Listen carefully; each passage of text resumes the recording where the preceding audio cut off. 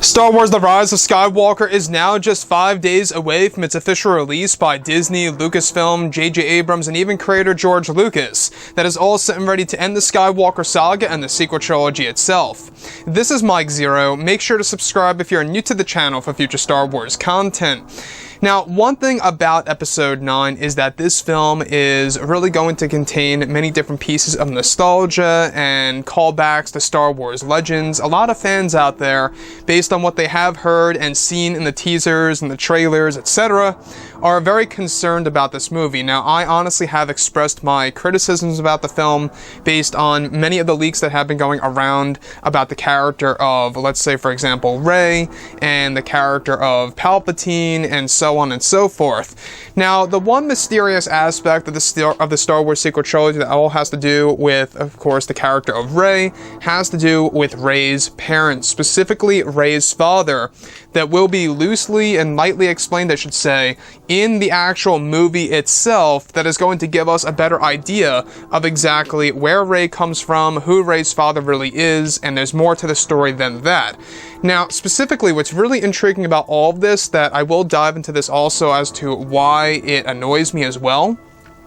Shot descriptions consisting of a sequence where it's explained that both Kylo Ren and Palpatine meet within the Sith sanctuary on the world of Exegol, where Palpatine begins to unveil to Ren who he really is and that Rey is not who she seems. It's explained that this is where Palpatine tells Kylo Ren that it is time that she has learned her story, where Palpatine is said to tell Kylo Ren the truth about who Rey really is off-screen, and that later on in the film, Kylo Ren will confirm to Rey that she is the granddaughter of Emperor Palpatine. However, in the upcoming novelization of the film due for release in March of 2020, which will expand the movie and reveal more revelations, is said to touch on Rey's father's backstory, a character that goes by the name of Yan, who was the son of Palpatine that grew up on the world of Coruscant. During Yan's time on Coruscant, he knew about his lineage and his father's survival from the second Death Star wreckage, and was said to be the one responsible to help Palpatine stay alive through the rigging machine that he developed within the relics of Exegol, and that it was actually at one point in time in which Palpatine's son, named Yan, served as Palpatine's new apprentice during his time near the Unknown Regions. Years later, after running away from Palpatine and doing away with the dark side, is where he met Rey's mother on the world of Pasaana. The world of Pasaana is also said to hold a past to Rey's parents that will be explained further in the film, where Rey's father Yan is said to be loosely based off of the Legends version of Palpatine's son named Triclops, and that Rey is said to be loosely based off of Ken Palpatine, the grandson of Palpatine from Star Wars Legends, which is not canon. Rey's father eventually died by the hands of an assassin named Achi, who killed him with a Sith dagger, and that this Sith dagger will offer Rey visions of her parents. Now, let's go over a couple of parts about this. Now, first things first, the thing that annoys me is that a lot of this is going to be explained in the official novelization of The Rise of Skywalker. The reason as to why it annoys me is because it annoys me for the fans out there. A lot of fans don't read the books, the novels, the comics. There's a lot of fans out there that are going to miss out on this, and they have to rely on the internet to learn more about Rey's backstory and Rey's father's backstory.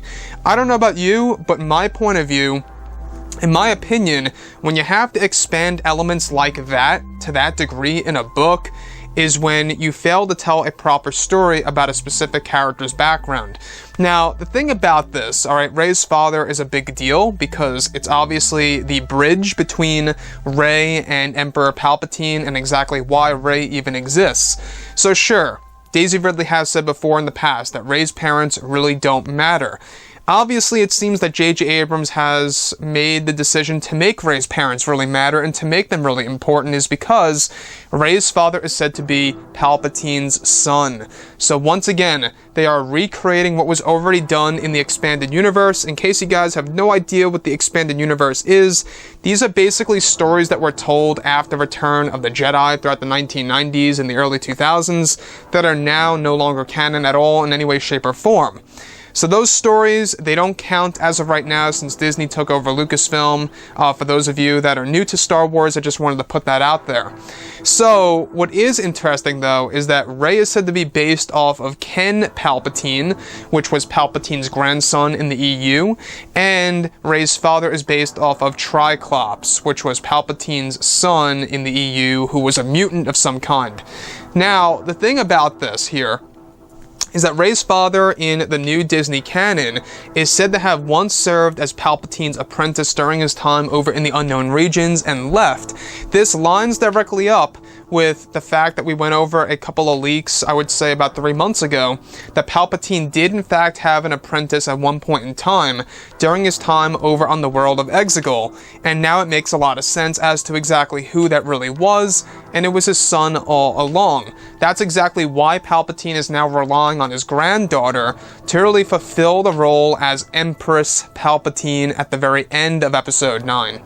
So that's another interesting aspect, alright? There is going to be a line of dialogue in the film in which Palpatine will refer to Rey as Empress Palpatine, basically telling her that if she kills him, she could take over the Armada, the Final Order, and label herself as Empress Palpatine. Obviously, the vision that we do see in the Rise of Skywalker's footage, such as the teasers and the trailers, is of course the vision of Empress Palpatine. Very interesting. Now, one thing that you guys may not know is that the double-bladed red lightsaber that we do see in the hands of Dark Rey is actually said to be a vision of Rey's father's lightsaber that was given to him by his own father, Palpatine, that no longer exists.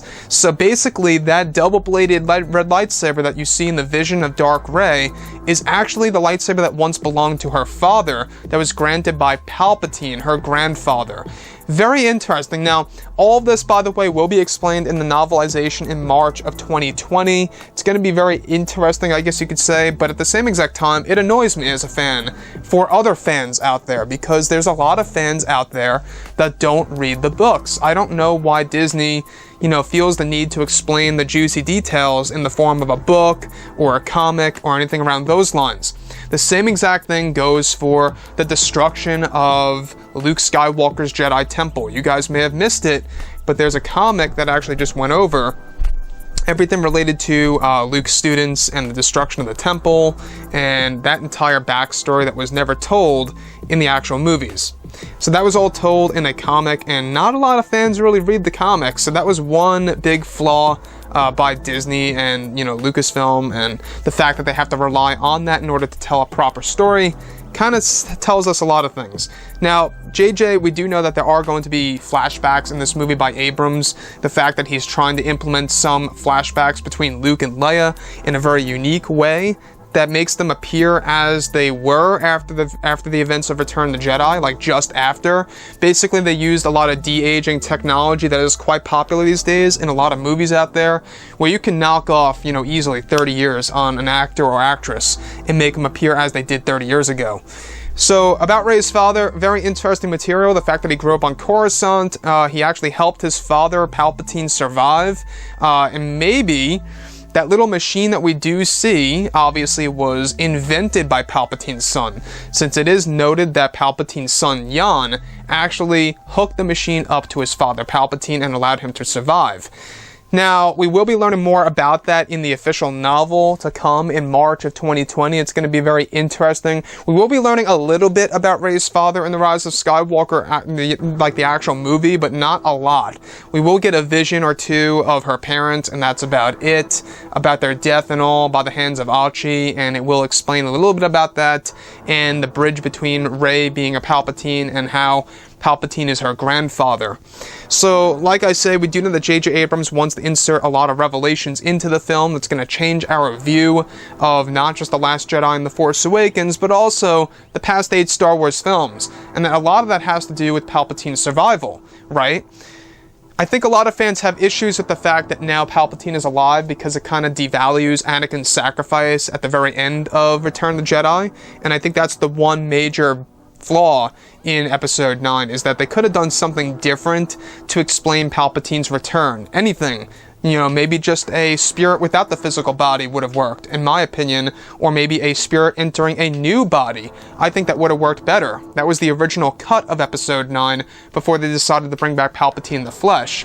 So anyways, guys, drop a comment below. Let me know what you think about all of this in the comments. And if you guys did enjoy the content for today, do make sure to drop a thumbs up on this video to support the channel. I thank you all so very much for the kind support, and I'll catch you guys next time. Gun